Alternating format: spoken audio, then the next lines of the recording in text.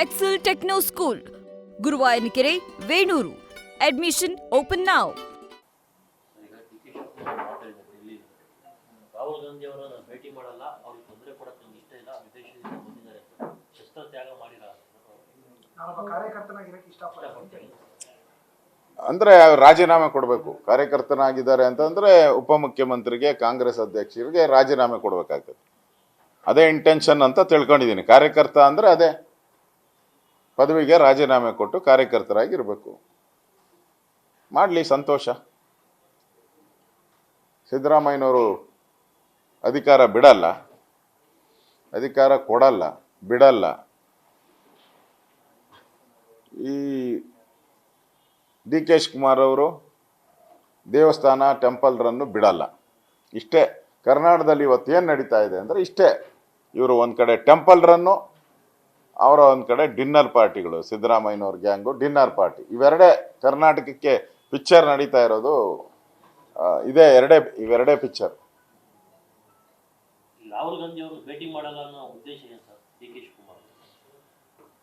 ಅದು ಅವ್ರ ಕಾಂಗ್ರೆಸ್ಸಿನ ಇಂಟರ್ನಲ್ ವಿಚಾರ. ಅವ್ರು ಏನಾರ ಮಾಡ್ಕೊಂಡ್ಲಿ, ನಮ್ಗೆ ಅದು ಸಂಬಂಧ ಇಲ್ಲ.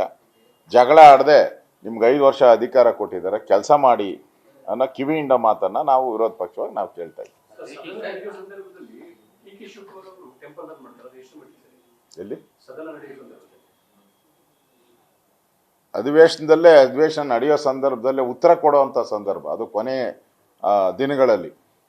ಆಗಲೇ ಅವರು ಬೆಳಗಾವಿಯಲ್ಲಿ ಪೂಜೆ ಪುನಸ್ಕಾರಗಳು ಮಾಡ್ತಾರೆ. ಇದು ಒಳ್ಳೆಯದಲ್ಲ. ಪೂಜೆ ಪುನಸ್ಕಾರ ಮಾಡಬೇಡಿ ಅಂತ ಹೇಳಲ್ಲ, ಅದು ಅವ್ರ ಧರ್ಮ ಮಾಡುವಂಥದ್ದು. ಆದರೆ ಅಧಿವೇಶನ ನಡೆಯುವಂಥ ಸಂದರ್ಭದಲ್ಲಿ ಜನಪ್ರತಿನಿಧಿಯಾಗಿ ನೀವು ಕೆಲಸ ಮಾಡಬೇಕು. ಪೂಜೆ ಮಾಡೋ ಅಂಥದ್ದು ಎಲ್ಲನೂ ಕೂಡ ಅದಾದಮೇಲೆ ನೀವು ಪೂಜೆ ಪುರಸ್ಕಾರ, ಹೋಮ, ಮಂತ್ರಗಳು ಏನೇನಾಯ್ತು ಎಲ್ಲ ಆಮೇಲೆ ಮಾಡಿ. ಇದು ಒಳ್ಳೆಯ ಸಂಪ್ರದಾಯ ಅಲ್ಲ. ಜನರ ತೆರಿಗೆ ಹಣದಲ್ಲಿ ನೀವು ಅಧಿವೇಶನ ನಡೆಸೋದು.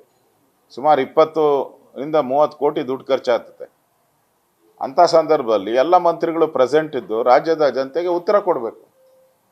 ಕಾಮಗಾರಿಗಳ ಬಗ್ಗೆ, ಅಭಿವೃದ್ಧಿ ಬಗ್ಗೆ ಉತ್ತರ ಕೊಡಬೇಕು. ಅವ್ಯವಹಾರ ಆಗಿರೋದ್ರ ಬಗ್ಗೆ ತನಿಖೆ ಮಾಡಬೇಕು. ಇದ್ಯಾವುದೂ ಇಲ್ಲ. ಸಿದ್ದರಾಮಯ್ಯನವರು ಡಿನ್ನರ್ ಪಾರ್ಟಿ, ಡಿ ಕೆ ಅವರು ಟೆಂಪಲ್ ರನ್. ರಾಜ್ಯದ ಹಣ, ಟ್ಯಾಕ್ಸ್ ಪೇಯರ್ಸ್ ಹಣ ಪೋಲು, ಅಷ್ಟೇ.